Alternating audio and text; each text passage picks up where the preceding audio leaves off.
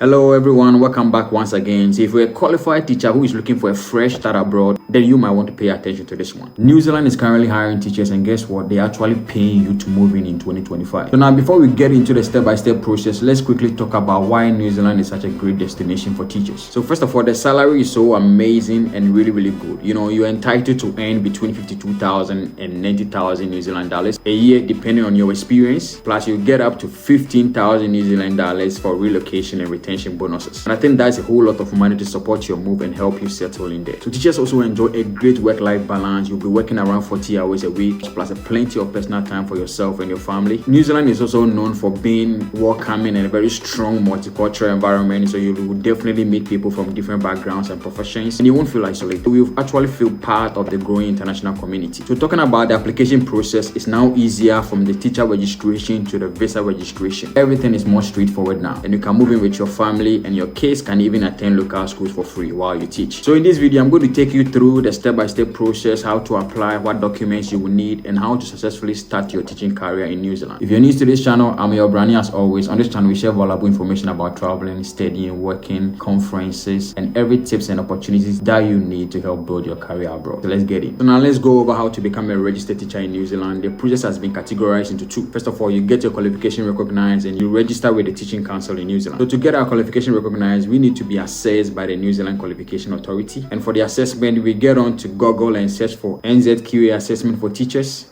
We use this link, apply for international qualification assessment. And as you can see, they do have qualification assessment if you're applying from overseas. So for those who are applying from overseas, this is the study assessment step that you need to follow. So in preparation to apply for the IQA, the first thing is you confirm the type of IQA you need to apply for and how many applications to make. The second step is you prepare to submit all the documents that you need to upload. The third step is where you check the terms and conditions, because there is a notice of no refunds for submitting the application. So you need to read through all the terms and conditions relating to this application. And lastly, you need to make payment for this application. It's not for free. So when you scroll down at the evaluation section, this also tells you how long your application will be evaluated. So as you can see, the evaluation of your application takes within 6 weeks from the day you submit your application. So once you've submitted all your documents correctly, the NZQA usually finishes about 90% of the applications within 15 business working days. But if your application is incomplete or missing documents, it can take much longer. So you need to make sure everything is uploaded and clear before you submit your application. So after you apply, you can also check the current status through the online portal or contact them if you haven't heard from them for a while. So let's scroll up to check the required document that we need to submit. So we click on the Find Requirements at section 2.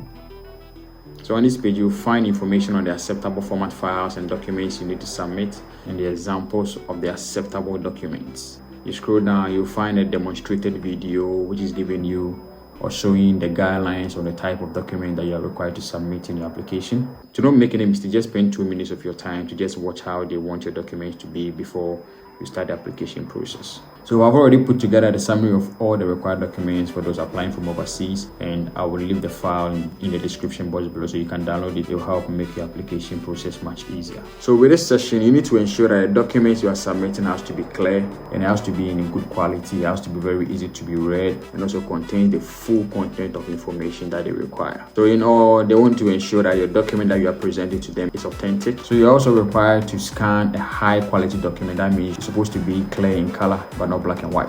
So the file that you're going to upload is supposed to be in PDF, JPG format, PNG or Docs format. So you need to save each file separately and give it a clear name that shows what it is. So assuming you're uploading a passport name should be supposed to be passport maybe 2025. If you're uploading a transcript 2025, you just attach the year to it to make the identification very easy. And if one document has multiple pages like a course syllabus, transcript, you need to combine all of them in one file. So when applying, you need to make sure to upload each file individually. So that means when you're uploading transcript shouldn't be attached with course syllabus. You just make transcript one file and you make course syllabus one file, but you need to upload each of them individually. So what the required document, the award certificate they require you to submit is the original certificate in the original language that you received during your graduation. Even if the document wasn't in the English language, they expect you to upload that same non-English language file to them. They want the original language that you received during your graduation. And if you by any means change your name, provide official documents, and the document that they require is the affidavit, DPO, or your marriage certificate. And for your passport, you need to scan the biodata page, which has your full detail of your identity. And you need to scan a clear section of the biodata page of your passport and send it to them. They want you to also provide a full transcript, the academic record, and mark sheet from your school. So you can contact the department of the school that you completed, some amount of fee, and they will give you a standard and official to support your application. For the additional documents, for the English translation, if your documents are in English, it must be translated by an officially recognized translator. So either by a private person or the embassy or a translation service of an internal affair. And if you have any other qualification that will be relevant for this application, you can include them to support your application. And with the related and underpinning qualification, if you have any other qualification that will be relevant with this application, like courses, extra courses that you've done that is related to teaching, or seminars, any other stuff that you've done that is related to teaching, you can also include them to support your application. I think for the syllabus and course description, you can contact the department of the school that you completed, and they will give you an official standard syllabus and course description that will also help your application become successful. So about a trade certificate and evidence of apprenticeship or trade experience, they want a document to testify that you've really taught before. Those who are applying from Ghana and study the education program at UCC or UW, I know you normally have an internship program during your last semesters in school. So you need to provide a document to prove that you had that experience, So after you upload your document, the next step is verification. So keep in mind that you will cover any cost involved in getting your documents verified, or in case you are being asked to provide more information. So for the verification, NZQA checks directly with your school or an approved verification body to confirm your qualification is genuine. So when you apply, they will have to contact your university or awarding institution to verify your certificate and transcript before completing your assessment. So these are the acceptable forms of verification, but they aren't limited to this list. So the first list on our list is China credential verification. So this is meant for those who studied in China, and my creds is for those who studied in Canada. My equals is for Australia and New Zealand. And National Student Clearinghouse also for those who studied in USA. For the parchment, I know it's for, they do many European countries like UK, USA, Canada, and many other countries. But if you studied in Ghana, I think GTEC, it is official organization which verifies your certificate here. You can also ask your school to send your award certificate and academic transcript directly to NZQA through this email address. I'm sure your school might take some amount of fee to do this on your behalf, because NZQA, they won't accept an official document being sent by the applicant. They expect them to be sent directly by your school. So once the NZQA recognize your qualification, you can move into step 2. So back to our homepage, to create an account, you fill in all the details just as it corresponds on your passport. You enter your name, you provide a date of birth, email address, telephone number, your agent or relative to have access to your application. You can also provide their details here. And you make sure you fill out every section marked with an asterisk, because those are the mandatory fields. So when you scroll down, you will notice a portion where you'll be required to upload your identity documents. They are supposed to be in colored and in good quality, and must also be clearly seen. So once you receive feedback from NZQA confirming that your qualification has been approved, you can then go ahead and register with the Teaching Council of New Zealand. So you can find a link in the description box, or you enter Teaching Council of New Zealand, and as you can see, there are numerous of information relating to those applying from overseas. So when it opens, you click on login, you scroll down for these options. So the first one is meant for those who is currently teaching in New Zealand, and this one is entering teaching in New Zealand. So you're going to use this section. To have access to your application, you have to create a new ESL account.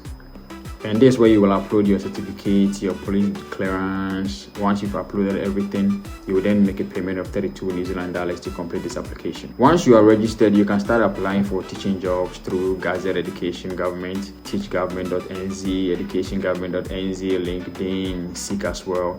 And I'll leave all the links in the description box, the website where you can find jobs. Alright, so let's go back and look at 2 key parts of your application that really needs to pay attention to. So your English proficiency and how to prepare your teaching evidence documents. These 2 are very important. So make sure you get them right when applying to become a teacher in New Zealand. For the English test result, you're required to have either IELTS, TOEFL, or Cambridge test results. So you need to make sure you check the specific core requirements based on the type of test that you are submitting. For the IELTS, I know they require you to have an overall score of 7.0 2.0. And when it comes to the teaching evidence for teachers, when you are submitting your documents, you need to make sure they are certified copies, not just regular photocopies. And they must be certified by an official person such as a justice of the peace, a solicitor, a notary public personnel, a registrar, or the institution that originally issued the document. So they are saying each certified page must clearly say certified true copy of the original. And you need to show the certifier's full name, his title, his or her signature, his or her address or contact number, and you should have an official stamp or seal on the document and the date that the document was certified. And the document is supposed to be in colored and easy to be read, and in short, your documents need to look professional, clear, and fully verifiable. So if you're a teacher, this could be your chance to build your career in a country that values your education and offers a great living conditions. If this video helped you, gave you any value, share this with a teacher you know. Drop your comments in the comment section. I will do my best to answer them. So thanks for watching. I'm your Brani as always, and I will see you in the next one. Macrao.